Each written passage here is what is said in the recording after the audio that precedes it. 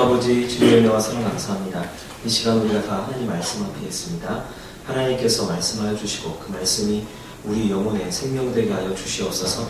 하나님 말씀 깨달은 대로 살게 하시고 또 연약한 자 주의 말씀 들고 섰습니다. 온전히 하나님 말씀에 대언자 되게 도와주시고 하나님 말씀되게 전할 수 있도록 주님 도와주시옵소서. 감사드리며 거룩하신 주 예수님 이름으로 기도합니다. 아멘. 할렐루야.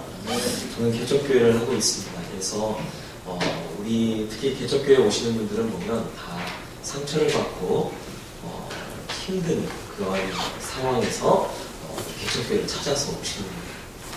그래서 보면 다 상처가 있고 어려움들이 다 있습니다. 그래서 제가 우리 성도님들을 보면 얼마나 안쓰럽고 안타까운지 몰라요. 근데 제가 보면 저렇게 하나님 잘 섬기려고 애쓰고 하나님 믿고 애쓰는데 왜 이렇게 저렇게 힘들게 하시고 왜 이렇게 어렵게 할까라는 그런 의문들이 막 들 때가 얼마나 많은지 모릅니다. 특히 하나님을 잘 믿고 섬기고 또 주를 위해서 이렇게 헌신하면 아프지는 말아야 하는데 아프기도 하고 그래요. 그런 마음이 너무 제가 안 좋아요. 그래서 때로 하나님께 하나님 좀 저 가정을 좀 어떻게 좀 해주시면 안 되겠습니까? 하고 막 그렇게 부르짖으면서 기도할 때도 있습니다. 우리가 참 이해가 되지 않는 것들이 많이 있는데 하나님을 믿고 하나님을 잘 섬기고 하나님 의지하고 따르는데 어려움이 있단 말이에요.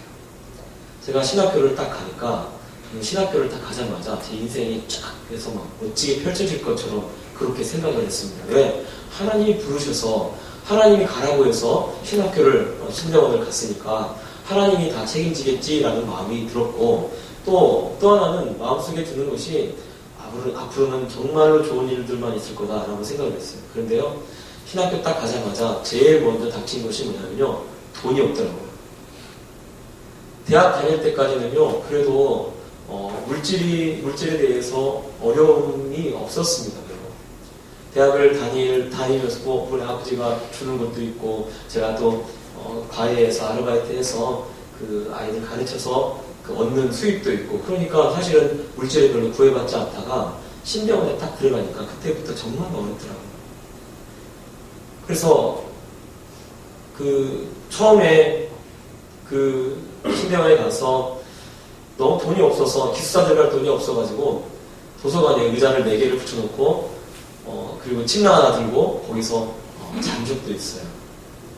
한 2주째 수요일 날쯤 돼서 이렇게는 못 살겠더라고요. 그래서 제가 하나님한테 예배 드리러 가서 화가 나가지고 하나님, 나 이대로는 난 못 살겠습니다. 난 그만하겠습니다. 내년에 돈을 많이 벌어가지고 그리고 다시 신학교 갈게요. 수요일 날 저녁에 예배 드리러 올라가서 하나님 앞에 따졌어요. 그리고 그 밤에 내려가지고 사실은 그 다음날 공부를 해야 하는데 공부를 하지 않고 난 다음날 내려갈 거니까 짐 다 싸고 그냥 짐을 막 싸고 있었어요. 싸고 있었는데 갑자기 어떤 분이 딱 찾아왔어요. 기숙사를 관리하는 그런 전도사님이 찾아왔습니다. 전도사님 여기 도서관에서 주무신다고 얘기 들었습니다. 네.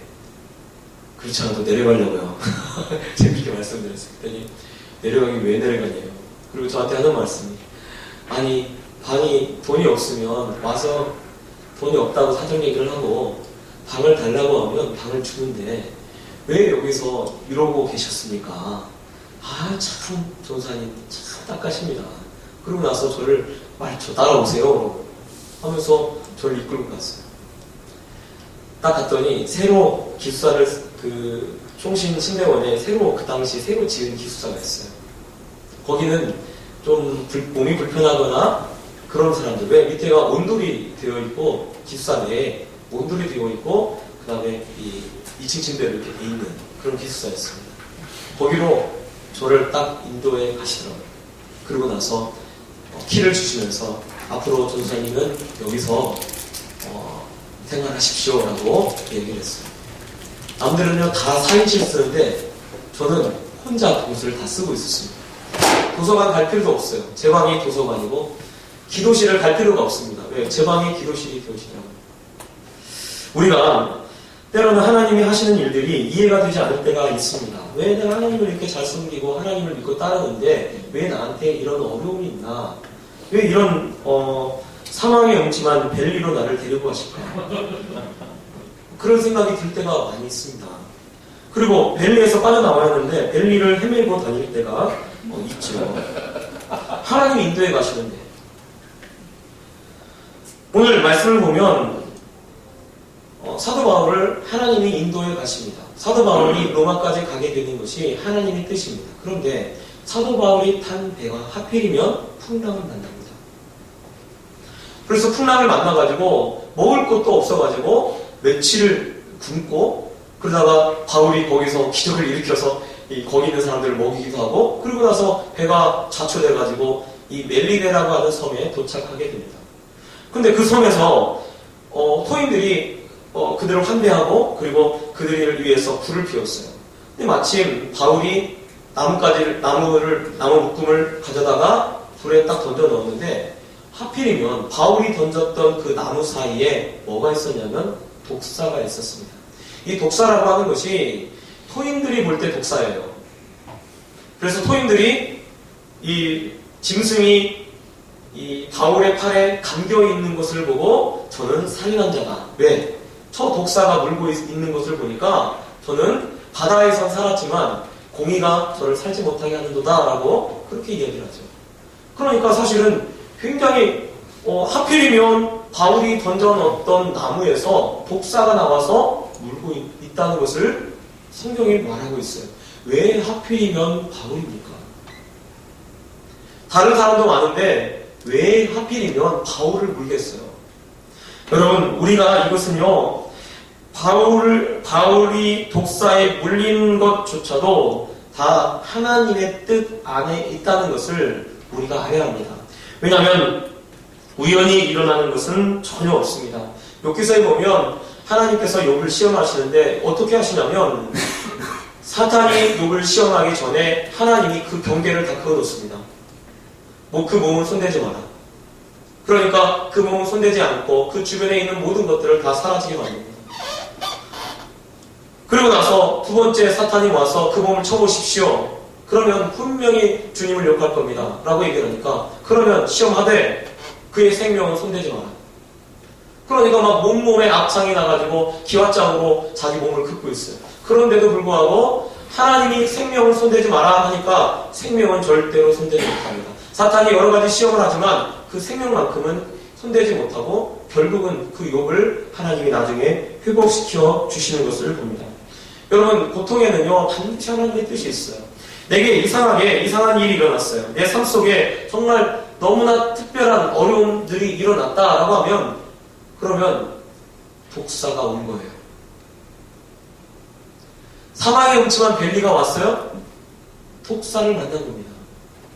그런데 그 독사가 하나님의 뜻 안에서 있다는 것을 우리가 아시기 바랍니다. 여러분, 독사에 물렸으면 독사에 물린 것이 안 아프겠습니까? 굉장히 아팠겠죠. 제가 이번에 그 설에 내려가서 온 가족이 막 하길래 저도 우리 아내가 뭐 하냐고 고구마 좀 썰으라고 그랬어요. 그래서 고구마를 썰다가 손을 썰었어요. 그리고 여기 손가락을 고구마를 썰다가 다쳤어요. 그랬더니 저희 아내가 하는 말이 10몇 년 만에 처갓집 와서 처음으로 일했는데 처음으로 다쳤대요. 얼마나 조금 다쳤는데 썰다가 같이 썰어가지고 조금 다쳤어요. 근데 얼마나 아픈지 몰라요. 그런데 여러분, 독사가 물었어요. 그리고 그 물어가지고 제가 보니까 이거 여러분, 독사가 이렇게 이 독사를 떼어낼 때 생각해보세요. 지금 바울이 보면 독사를 떨어냈다라고 돼 있어요. 불 속에 떨어냈다라고 돼 있는데 독사를 떼어낼 때 독사가 앙 물고 입을 쫙 벌려서 다시 놔주겠습니까? 그런 독사 없어요. 한번 물면 안 놔주죠. 그런 사실은 굉장히 사실 독사에 물리는 것 자체가 얼마나 고통스럽고 아프겠는가라는 생각을 해보게 됩니다. 그런데요, 여러분, 바울이 그거를 어떻게 합니까? 불에 그대로 떨어버립니다. 전 이것도 참 대단해요. 저는 갑자기 독사가 저를 갑자기 나와서 독사가 딱 물었다면요. 깜짝 이러고 놀래가지고 뒤로 자빠졌을 것 같아요. 그런데 물린 채로 잡아당겨가지고 불에다 던져놓고 있어요. 바울은요, 왜 그가 독사에 물려도 아무런 그러한 일이 일어나지 않을 줄 알고 있을까요? 그것은 하나님께서 바울에게 했던 그 말씀, 로마에 가서 복음을 전하야 하리라는 말씀이 이루어질 줄 알았습니다. 그래서 독사한테 물려도요, 아무런 일이 없을 줄을 그는 믿고 있는 거예요. 여러분, 우리가요, 정말 하나님을 믿는다면 이 세상에는요, 무서워할 게 하나도 없습니다. 두려워할 게 하나도 없어요. 독사에 물리는 그런 일이 있다 할지라도 절대로 하나님이 허락하시지 않는 한 그 독사의 독이 나를 어쩌지 못한다는 것을 여러분 아시기 바랍니다. 토인들이 볼 때 아니 너무 이상한 거예요. 독사에 물렸는데 독사에 물렸으면 분명히 그 물린 자리가 부어 올라야 하는데 부어 오르지도 않고, 그리고 독사에 물렸으면 보통 이 독에 물리면 죽어야 되는데 죽지도 않고 아무 이상이 없는 거예요. 우리가 하나님을 믿지 못하기 때문에 때로는 이 어려운 그러한 상황이 닥치면 불안해하고 염려합니다. 그런데 우리가 정말 하나님을 믿는다면 전혀 두려워할 필요가 없고 어려울 필요가 없습니다. 신학교에 가서 저희 아내를 두 번째 만나는 날에 저희 장모님이 저를 만나러 오셨어요. 왜냐하면 저희 아내가 만난다고 하는데 하필이면 신학생을 만난다고 하는 거예요. 근데 이 신학생이 제대로 된 놈인가 보러 장모님이 같이 나오신 거예요. 저는 저희 아내만 기대했는데 여자 둘이 나와 있는 거예요. 깜짝 놀라가지고 딱 보니까 어머님이시고, 어머님이 앉아가지고 이제 차를 마시는데 저희 아내 옆에서 쫙 이러고 있고 어머님이 저한테 질문하시는 거예요. 첫 번째 질문이 자네 앞으로 어떻게 할 건가? 하고 저한테 묻더라고요. 이제 전도사 이제 신대원 딱 갔는데 또 사례를 그때는 얼마 받았냐면 전도사 첫 사례를 20만 원 받을 때입니다. 근데 저한테 자네 앞으로 어떻게 할 건가? 라고 묻는 그 순간에 정말 대답할 게 없더라고요. 그래서 장모님한테 그랬어요. 잘 모르겠는데요. 그랬더니 왜 모르네요? 진짜 모르겠습니다. 하나님이 저를 어떻게 인도하시는지 하나님이 인도하시는 대로 저는 가겠습니다. 갈 겁니다. 그렇기 때문에 제 앞길을 저도 잘 모르겠습니다. 하나님이 신대원 가라고 해서 갔으니까 그 다음은 저는 모릅니다. 그랬더니요, 여러분 그 장모님이 그 얘기 듣고 어떻게 하셨을까요? 제대로 된 놈이구나 그랬을까요? 엉엉 우시더라고요. 제 앞에서. 얼마나 그 장모님 만나고 차 타고 저 집에 돌아오는데 하나님께 화가 나더라고요. 하나님 왜 나를 이렇게 만드셨어요? 화가 나고 그러더라고요. 그런데 최근에 저희 장모님이 저희 집에 오셔가지고 교회도 개척하시고 하는 걸 이제 보고 이제 가시면서 하시는 말씀이 그러시더라고요. 저한테 나한테 목사 사위로 와줘서 너무 감사하다고. 그 얘기를 하시는 거예요. 그때 얼마나 뿌듯하는지. 하나님, 역시. 이러고 어깨가 딱 이렇게 딱 펴지더라고요. 제 마음이 그 소리를 저희 장모님이 하는데 얼마나 기뻤는지 몰라요. 드디어 됐구나. 그 생각이 들었어요. 여러분, 우리는요, 하나님이 이끄시는 대로 사는 거예요. 내가 아무리 계획한다고 해도요, 그 계획대로 되지 않아요. 바울이요, 풍랑만 할 줄 알았을까요? 물론 그 전에 분명히 배 타기 전에 만났지 않았어요. 그런데 그가 처음에 감옥에 갇히고 붙잡혔을 때 그가 앞으로 풍랑을 만나고 멜리데라는 섬에 들어가고 멜리데라는 섬에서 독사한테 물릴 줄 알았을까요? 섬에 딱 들어갔을 때 하나님이 너 섬에 들어가서 불 피울 때 그 나무 속에서 독사가 나와서 널 물 거다. 준비하고 있어라. 그렇게 말씀하셨을까요? 아니에요. 갑자기 어떤 상황이 닥친 거예요. 독사한테 물리는 상황이 닥친 겁니다. 사탄이 공격에 들어온 거예요. 그런데 우리가 두려워하지 않을 것은 무엇이냐면 하나님이 우리와 함께하고 계십니다. 그래서 무슨 독을 마실지라도 해를 받지 아니하며 뱀을 집으며 라고 주님이 그렇게 말씀하셨어요. 저희 교회는 개척에서 지금까지 쌀을 사본 적이 없습니다. 그리고 그래도 지금 어제 보니까 쌀이 4가마니가 그 쌀을 놓는데 4가마니가 쭈루룩 있더라고요. 오늘 새벽에 보니까. 쌀을 한 번도 사본 적이 없어요. 지금 개척한 이후에 지금까지. 그럼 밥을 안 먹나? 밥 열심히 잘 먹고 있습니다. 그래서 아이들하고 같이 저희가 밥을 먹는 숫자가 한 20명 돼요. 매주. 그러면 그 쌀이 얼마나 많이 들어가겠어요? 그런데 한 번도 지금까지 사본 적이 없습니다. 쌀 떨어질만 하면요, 하나님이 보내셔요. 어디서 희한하게 들어오는지 한 번도 쌀을 산 적이 없습니다. 지금까지요. 그래서 저는 속으로 생각해요. 앞으로도 그럴 줄 저는 믿어요. 하나님 지금까지 해오셨으니까. 아마 저희 교회가 더 큰 능력이 되고 그럴 때는 하나님이 끊을지는 모르겠죠. 그러나 앞으로 지금까지도 하나님이 넉넉하게 그렇게 책임지시고 이끄시는 줄 저는 믿습니다. 그것뿐만 아니라 저의 인생과 우리 성도님들의 인생도 하나님이 그렇게 이끌어 가시는 줄 여러분 믿으시기 바랍니다. 그래서요, 사망의 음침한 벨리로 갈지라도 두려워하지 마시기 바랍니다. 왜냐하면 주님께서 나와 함께하고 계시기 때문에 그렇습니다. 또 여러분, 이 일은 오히려 바울을 높이는 계기가 되어집니다.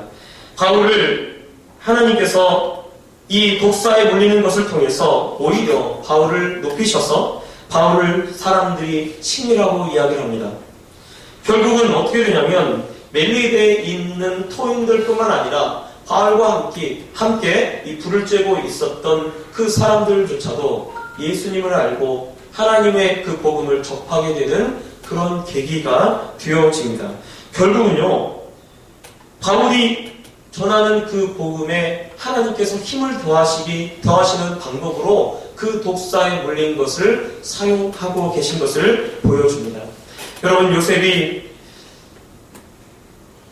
노예로 팔려가는 것이 세상 사람들의 눈에 볼 때는 굉장히 힘든 일이고 안 좋은 일이죠. 그런데 하나님의 눈으로 볼 때는 그것이 하나님이 원하셨던 길입니다. 요셉이 감옥에 들어가는 것이 세상 사람들이 볼 때는 어리석은 것 같고 안 좋은 길로 가는 것처럼 보이지만 그것이 오히려 요셉을 높이게 되는 결정적인 계기가 되어집니다. 다니엘이 사자굴에 들어가는 것이 세상 사람들이 볼 때는, 아니 우리의 눈에 볼 때는 그것이 굉장히 안 좋은 일이고 불행한 일처럼 보입니다. 그러나 그것이 오히려 다니엘을 높이고 다니엘의 말을 더 확실히 믿도록 하게 만들기 위한 하나님의 놀라운 손길이 되었음을 성경이 우리에게 보여주고 있는 것입니다.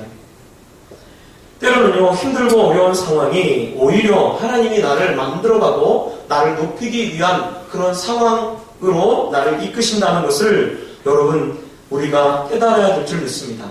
바울이 독사에 물렸기 때문에 거기에 있는 멜리데에 있는 토인들조차도 바울이 전하는 복음을 듣게 되고 바울의 그 이야기를 통해서 나중에 이 멜리데라는 섬이 복음으로 시작되는 결정적인 계기가 됩니다. 그러니까 사실은 독사에 물린 것이 바울에게 오히려 실제로 보면 더 좋은 일이 되어지고 있는 거예요. 여러분, 하나님이 우리를 높이시고 하나님이 우리를 이끄시는 줄 여러분 믿으시기 바랍니다. 그래서 독사에 물렸으면 더 기뻐하시기 바랍니다. 왜? 아무런 해도 없을 거예요. 아무런 일도 없을 거예요. 오히려 독사에 물린 그 일이 오히려 하나님이 나를 높이시고 하나님께서 함께 하신다는 것을 보여주는 그런 시간이 될 줄 여러분 믿으시기 바랍니다. 기도하겠습니다. 사랑하는 하나님 아버지, 주님의 은혜와 사랑을 감사합니다. 하나님, 때로는 우리가 하나님의 섭리를 이해하지 못하고 알지 못할 때가 너무나 많습니다. 그래서 때로는 주님을 원망하고 때로는 주님 믿지 못하고 불안에 떨고 있지 않은지 내 자신을 다시 한번 돌아보게 하여 주시옵소서. 독사에 물렸다 할지라도 오히려 그것이 하나님이 이끄시는 손길이 되고 섭리가 되고 또 하나님께서 나를 높이시는 계기가 되는 줄 믿습니다. 하나님 아버지, 다시 한번 하나님을 믿는 믿음 가운데 나가게 도와주시고 믿음 속에서 정말 기뻐하며 살아가는 우리 모두 되어줄 수 있도록 주님 도와주시옵소서. 감사드리며 거룩하신 주 예수님 이름으로 기도합니다. 아멘.